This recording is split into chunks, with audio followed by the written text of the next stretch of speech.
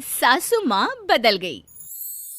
कहानी उस घर की है जहाँ बहू और बेटी को एक माना जाता था, लेकिन फिर अरे शिखा बेटा, तू रसोई में क्यों घुसी रहती है? जा, रोटी मैं बना लूंगी। नहीं नहीं माँ जी, आप बैठिए, बस सारा खाना बन ही गया है।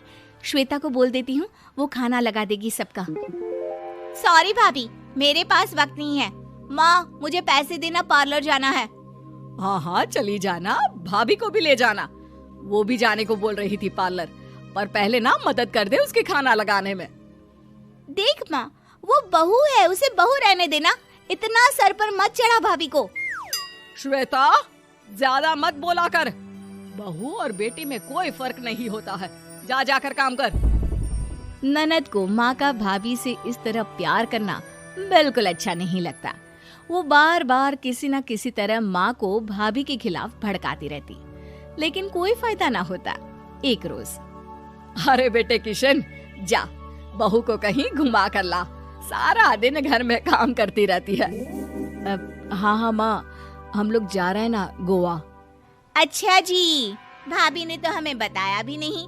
वैसे तो सारी पंचायत करती है, ये गोवा वाली बात क्यों छुपा गई हमसे? अरे क्योंकि उसे खुद नहीं पता था बहन। मुझे टिकट सस्ती मिल रही थी तो मैंने बुक कर दिया। हाँ शिखा, पैकिंग कर ले, संडे हम जा रहे हैं गोवा। दोपहर में शिखा पैकिंग कर रही थी कि सास आ जाती है। ये क्या बहू, साड़ियाँ? अरे गोवा जा रही है घूमने या फिर शादी में मायके हैं? माँ जी, ऐसा कुछ है ही नहीं, समझ में नहीं आ रहा क्या रखूं कपड़े में।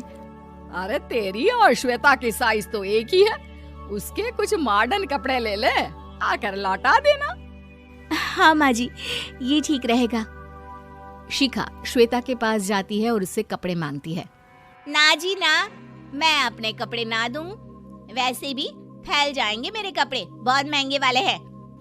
शिखा मुंह लटकाकर कमरे में आ जाती है तो सास कहती है, चल तैयार हो जा, तुझे मैं शॉपिंग करा कर लाती हूँ गोवा की। बस फिर क्या था, सास बहू निकल जाते हैं मार्केट और एक से बढ़कर एक ड्रेस खरीद कर घर आते हैं। पहले बता देती कि नए कपड़े दिलाने वाली है भाभी को, तो मैं अपने ही दे देती ना भाभी को, मुझे दिला देती नए कपड़े। देख श्वेता, परिवार का मतलब सबके साथ रहना होता है, ना कि सिर्फ अपना सोचना। वैसे भी तुझे अच्छे संस्कार सीखने चाहिए। और रही बात कपड़ों की, तो शिखा, आज से घर पर भी तू मॉडर्न कपड़े ही पहनेगी। कोई जरूरत नहीं है ये साड़ी वाड़ी लपेटने की। अब क्या था, घर पर श्वेता और शिखा एक जैसे रहते। एक बार पड़ोसन आती है। अरे बेटा, अपनी माँ को तो बुलाना, जरा बात करनी है। शिखा सास को बताती है और रसोई में चली जाती है। ये आपकी बेटी बहुत बड़ी हो गई है, इसके लिए एक रिश्ता है, कहो तो बता दूं। ये बेटी नहीं बहू है, घर में सब एक जैसा ही रहता है। वैसे मेरी बेटी भी बड़ी हो गई है, कोई रिश्ता हो तो जरूर बताना। पड़ोसन रिश्ता लेकर उन लोगों के घर आती है। तब श्वेता की होने वाली सास कहती है, तो ये घर है, कितने मंजिल का है? और ये बहू ने आपकी क्या पहन रखा है, जीन्स टॉप? अरे भाई, साड़ी वाड़ी नहीं है क्या इसके पास? देखिए, सर्दी है तो साड़ी में बहू कैसे मैनेज करती, वैसे पहनती है साड़ी भी। देखिए, हम लोग ठहरे पैसे वाले लोग, कोई कमी नहीं है हम लोगों के पास पैसों की, बहुत पैसे हैं, जमीन, नौकर चाकर, कार, सब कुछ है, लेकिन घर में संस्कारी बहू चाहिए, समझ रही हैं ना आप?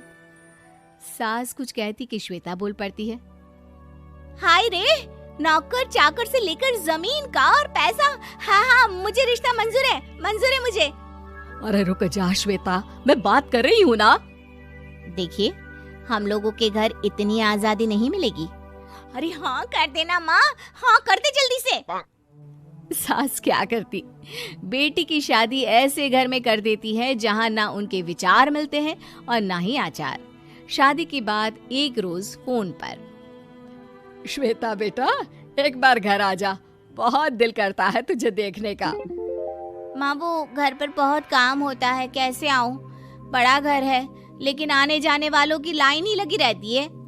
बेटा मैं तो जानती थी उस घर का हाल, लेकिन तू ही नहीं मान रही थी। माँ देख, हर घर का यही हाल है।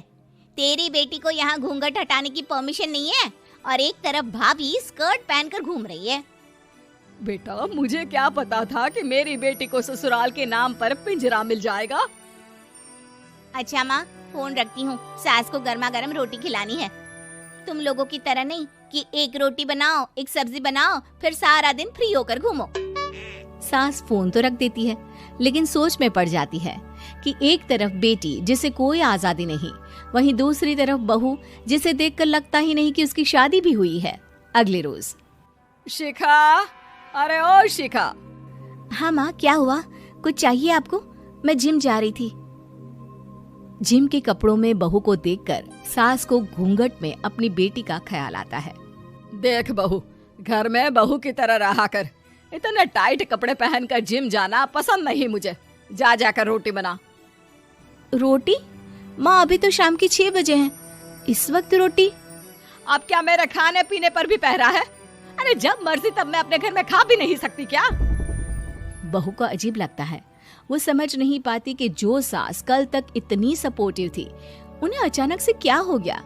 वो किचन में जाती है, गरम रोटी के साथ 2 तरह की सब्जी, रायता, सलाद सब लेकर सास के पास आती है। माँ जी, खाना। इतना सारा खाना? राक्षस समझा है क्या मुझे? रोटी मांगी थी मैंने गर्मा गर्म बस। पर माँ जी, रोटी खाती किससे आप? सब्जी तो बनानी थी ना। अरे भूख मर गई मेरी तेरी बहस से। जा जाकर काम कर, अंदर पूरी रसोई साफ कर। बहू अंदर चली जाती है। थोड़ी देर में श्वेता घर आती है। अरे शिखा, जल्दी से चाय ला, पकवान बना, मेरी बेटी आई है। अरे नहीं नहीं माँ, ड्राइवर बाहर खड़ा है। मैं तो घर का कोई सामान खरीदने के बहाने यहाँ आ गई हूँ, मुझे जाना होगा। अरे बेटा, पर कितने दिनों बाद देख रही हूँ तुझे, रहने आ जाना 2-4 दिन के लिए। आ जाऊंगी माँ, जब मेरी सास मरेगी तब। मैं तो रोज मन्नत मानती हूँ कि मेरी सास मर जाए तो अच्छा है। अच्छा चल, जा रही हूँ माँ। हे भगवान, कैसे कैसे दिन देखने पड़ रहे हैं मेरी बेटी को। सास अंदर जाती है, जहाँ श्वेता की जिम वाली सहेली का फोन आया होता है। क्या बात है, आज जिम नहीं आई? अरे पता नहीं यार, आज माँ को क्या हो गया अचानक। पर खैर कोई नहीं, लगता नहीं कि मैं अब जिम आ पाऊंगी। शिखा स्पीकर पर बात कर रही थी, जिसे सास सुन रही थी। यार ये सास ना होती ही ऐसी है। मैं तो कहती हूँ बुढ़िया जल्दी मरे और तू आराम से जिए।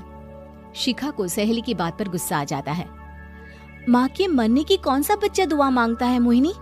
आगे से ऐसी बात मेरे सामने मत करना। हमारे घर की शोभा ही माँ है। क्या हुआ जो थोड़ी सख्ती दिखा रही है? उसमें भी कोई ना कोई उनकी भलाई ही होगी। मैं तो कहती हूँ भगवान मेरे जैसी सास सबको दे, जो सिर्फ माँ की तरह है। सास वाली तो कोई बात ही नहीं है उनमें। सास ये बात सुन रही थी। उनकी आंख में आंसू आ जाते हैं कि क्यों वो बेटी की किस्मत में बहू को भी भागीदार बना रही थी। शिखा, अरे ओ शिखा, क्या हो गया? जिम नहीं जाना क्या?